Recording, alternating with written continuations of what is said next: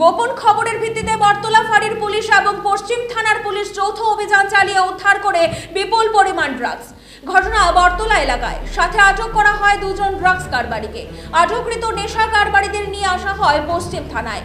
SDPO Debprasad রায় জানান, NDPS আইনে অভিযুক্তদের বিরুদ্ধে মামলা দায়ের করা হয়েছে। উদ্ধারকৃত ড্রাগসের কালোবাজারি মূল্য আনুমানিক লক্ষাধিক টাকার উপরে হবে বলে জানান তিনি।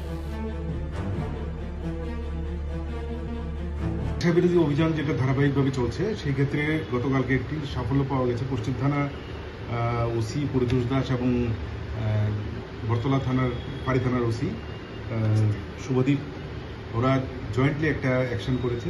আপনাদের মনে আছে কিনা জানি না, গত মাসের 4 তারিখে আমরা মঙ্গলদ্বীপ নামে একজনকে অ্যারেস্ট করা হয়েছিল। তার সাথে অনেকগুলি এনডিপিএস আইটেম আমরা পেয়েছিলাম। বিশেষ করে তখন আমরা 11 গ্রাম ব্রাউন সুগার এবং 2000 কন্টেইনার পেয়েছিলাম ইয়াবা ট্যাবলেট এবং ব্রাউন সুগারের। তো তখন আমরা জানতে পারি এই গোপাল দাস নামে আরেকজন তার সঙ্গে ছিল, কিন্তু তাকে ধরতে পারিনি।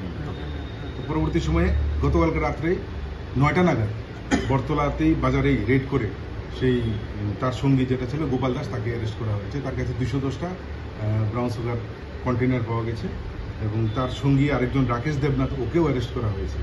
তো এটার উপর একটা সুনির্দিষ্ট কেস নেওয়া হয়েছে এবং আজকে তাদেরকে পুলিশ রিমান্ড চেয়ে কোর্টে প্রেরণ করা হবে এবং পুলিশ রিমান্ড সময় পিরিয়ডটাতে ওকে জিজ্ঞাসাবাদ করে বাকি কোনো অ্যাসোসিয়েট বা তাদের কোথা থেকে মাল সংগ্রহ করে কি আসলে সব কিছু আমরা জেনে নেব। বাজার মূল্য কত? বাজার মূল্য আজকে যেটা আছে সেটার বাজার মূল্য 25,000। ওর বাড়ি কোন জায়গাতে? ওর বাড়ি হচ্ছে জয়নগর, নবদিগন্ত তার পাশে, পেছনটা। ওর সাথে কি কোনো গাড়ি ঘোড়া আটক করা হয়েছে এরকম? না। কতদিন ধরে ও মিনিমাম আমাদের অনুমানে 6 মাস ধরে, গত 6 মাস ধরে ব্যবসা করে আসছে।